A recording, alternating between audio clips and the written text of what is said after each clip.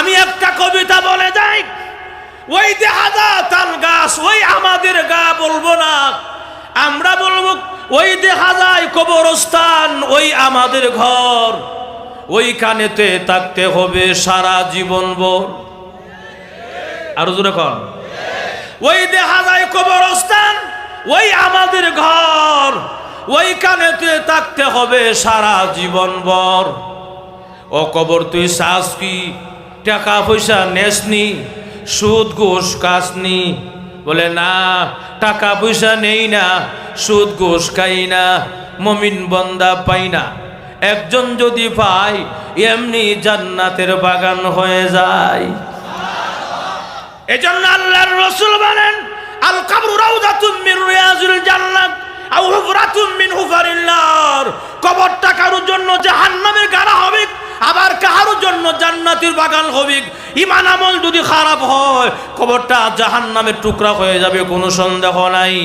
আর যদি ঈমান আমল ভালো হয়, নেক আমলি হয়, নামাজি হয়, নেক আমলওয়ালা হয়, আল্লাহর রাসূল বলেন কবর রাখার সঙ্গে সঙ্গে একজন ঘোষণাকারী ঘোষণা দেবে, ওয়া আলবিসুহু মিনাল জান্নাহ ওয়া আফরিসুহু মিনাল জান্নাহ।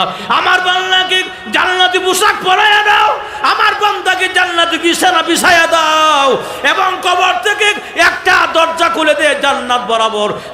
যেই দরজাটা ছিদ্র খুলে দে কবর থেকে জান্নাত বরাবর, যেন আমার বান্দা কবরে ঘুমায়া ঘুমায়া জান্নাতের আরামায়েশ ভোগ করতে পারে। আল্লাহু আকবার। নবী বিশ্বনবী রাহমাতুল্লিল আলামিন প্রচন্ড ব্যথা, রাত্রবেলা হয়ে গেছে, এমনি আল্লাহর নবীর পাশে বসা ছিল ফাতেমা রাদিয়াল্লাহু আনহা। ফাতেমা বসা আল্লাহর নবীর কাছে, দরজার মধ্যে কে যেন নক করলো, নক করছে, দরজাটা খুলেন। কে? মা গো চিনবে না গো মা, দরজাটা খুলো। দরজা খুলে দেখে আসমান আর জমিনে একটা লোক দাঁড়ায় আছে। এত বিশাল লম্বা লোক দেখে ফাতেমা রাদিয়াল্লাহু আনহা চিৎকার মেরে বসে গেছে। জোরে কন্যা সুবহানাল্লাহ।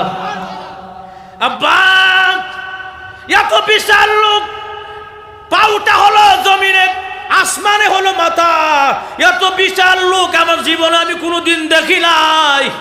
আব্বা, এটা কোন লোক গো? মক্কা মদিনার কারোর সঙ্গে মিল নাই। আল্লাহর রাসূল চোখের পানি এখন ছেড়ে দেয় আর বলেন, ফাতেমা গো, এটা আর কেউ না গো, এটাই হলো আল্লাহর ফেরেশতা আজরাইল মালাকুল মউত। জোরে কোন সুবহানাল্লাহ। আরো জোরে কোন। বাইরা আমার ফাতেমা রাদিয়াল্লাহু আনহা বলে, বাবা কেন এখন আসলো এই মুহূর্তে? আজরাইল কেন আসছে? নিশ্চয়ই আপনাকে নেওয়ার জন্য এসেছি। না, দরজা খুলবো না, আব্বা ঘরে আসতে দিব না আজরাইলকে। আল্লাহর রাসূল চোখের পানি এখন ছেড়ে দেয় আর বলে, ফাতেমা গো, আজরাইল এমন একজন ব্যক্তি, কোন দুনিয়ার পয়গম্বরের কাছে অনুমতি চায় নাই, কোন ওলি আউলিয়ার কাছে পারমিশন চায় নাই, আমার কাছে পারমিশন চেয়েছে, অনুমতি চেয়েছে। একমাত্র আমি হলাম পয়গম্বর, আমার কাছে পারমিশন নিতে হয়, না নিয়ে ঢুকতে পারবে না গো মা। তবে শুনো গো মা, আজরাইলকে আটকায় রাখা যায় না গো মা, দরজা দিয়ে আটকায় রাখা যায় না, ছিদ্র দিয়ে আসতে পারে। যেই কোনো সময় আজরাইল মালাকুল মউত হাজির হয়ে যাবে গো মা, দরজাটা খুলে দাও। দরজা খুলে দিলে আল্লাহর নবী বিশ্বনবী রাহমাতুল্লিল আলামিনের সামনে আইসা বসলেন মাথার পাশে। এমনি বলেন, ইয়া রাসূলুল্লাহ, ইয়া হাবিবাল্লাহ, যদি আপনি বলেন গো এখন আপনাকে আমি নিয়ে যাব, যদি পারমিশন দেন নিয়ে যাব, আর পারমিশন যদি না দেন আপনাকে আমি আবার খালি হাতে চলে যাব। তবে শুনুন গো, আপনার মাহবুব, আপনার রব, আপনার দিদার অপেক্ষায় আছে। জোরে কন্যা সুবহানাল্লাহ। বাইরে আমরা আল্লাহর নবী বলেন, এরা জিবরাইল আজরাইল, বুঝলাম তো অসুবিধা নাই, দুনিয়া থাকতে চাই না, চিরকাল থাকার জায়গা নয়। এ গাজীপুর, শ্রীপুর, মাওনার মানুষ, আনসার রোডের মানুষ, রাসূল নিজেও বলেছেন এই দুনিয়া থাকার জায়গা না, থাকবো না, থাকার ইচ্ছাও নাই। ঠিক নেই? আমরা কি থাকতে পারবো? এখন আসুন ভাইয়েরা আমার, আল্লাহ নবী বিশ্ব নবী বলেন, আজরাইল বসো, দেখি আমার আজরাইল জিব্রাইল আসে কিনা, জিব্রাইল অপেক্ষায় আছি। এমনি বলেন জিব্রাইল সালাম দিয়ে কই ইয়া রাসূলুল্লাহ ইয়া হাবিবাল্লাহ, আপনি মন খারাপ কেন, কান্দেন কেন গো? আপনি কি আয়েশার মায়া কান্দেন? না। হাসান হুসেনের মায়া কান্দেন? না। কার মায়া কান্দেন? জিব্রাইল, আমি একমাত্র কান্দি আমার উম্মতের চিন্তা। জোরে করুন না সুবহানাল্লাহ। আমার উম্মতের কি অবস্থা হবে, আমার উম্মতে দিন হয়ে যাবে, আমার উম্মতের জিম্মাদার গাজিয়ান কে হবে? এমনি আল্লাহর পক্ষ থেকে জিব্রাইল জানায়া দেয়, আগো নবীজি আপনার টেনশন করার কোনো কারণ নাই, চিন্তা করার কোনো কারণ নাই। মহান আল্লাহ জানায়া দিয়েছেন আপনার অবর্তমানে মহান আল্লাহ রব্বুল আলামিন আপনার উম্মতের গাজিয়ান হয়ে যাবে। বাইরে আমার যে কথাটা বুঝাইতে চাই, সুপার পাওয়ার নবী, শ্রেষ্ঠ নবী, ওই নবী পর্যন্ত থাকতে পারে নাই, আপনি আমিও থাকতে পারবো না, ঠিক নেই? তাহার জায়গা না, থাকতে পারবো না। এই জন্য এই দুনিয়া তাহার জায়গা নয়। আল্লাহ রাব্বুল আলামিন বলেন প্রত্যেকটা মাখলুকের মরণের কষ্ট হবে, মানুষেরও হবে, মুমিনেরও হবে। তবে মুমিনের কষ্ট কষ্ট থাকবে না, মুমিনের কষ্ট আনন্দে রূপান্তরিত হবে, ঠিক নেই? আরো জোরে কোন। এই যে আমরা যখন মরে যাই, মরার পর আমরা কই না রাখে কবর, কথা কোনা, আমরা কোথায় না রাখে? দাফন করে কোন জায়গা? কবরে। তো আমরা দেখবেন যারা স্কুলে পড়ছেন, আমি ক্লাস 4-এ একটা বাংলা বইতে একটা কবিতা পড়ছিলাম, কইতাম নি? ওই দেখা যায় তাল গাছ আছে না নাই? ওই দেখা যায় তাল গাছ, ওই আমাদের গা, ওইখানেতে বাস করে। অবুগি তুই শ্বাস কি ফান্তাবাদ কাজ নি বলে না, ফান্তা আমি খাই না, ফুটি মাছ পাই না, একটা যদি পাই এমনি ধরে গাবুস কুবুস খাই, আছে না নাই? জোরকন আছে তো।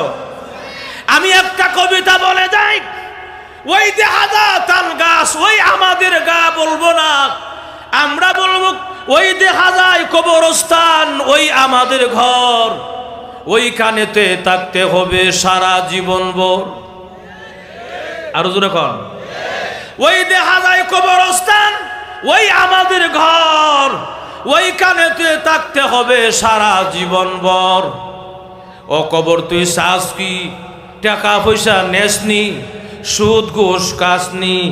বলে না, টাকা পয়সা নেই না, সুদ ঘুষ খাই না, মুমিন বান্দা পাই না।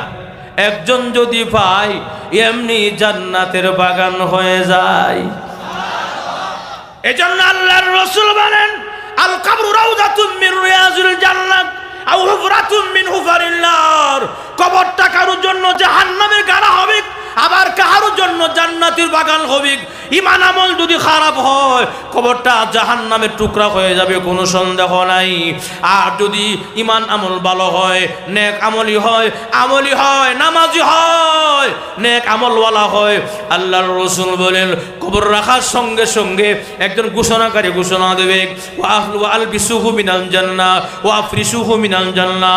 আমার বান্দাকে জান্নাতি পোশাক পরাইয়া দাও, আমার বান্দাকে জান্নাতি বিছানা বিছাইয়া দাও, এবং কবর থেকে একটা দরজা খুলে দে জান্নাত বরাবর।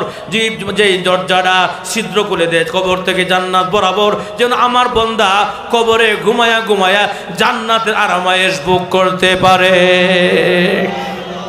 আল্লাহু আকবার।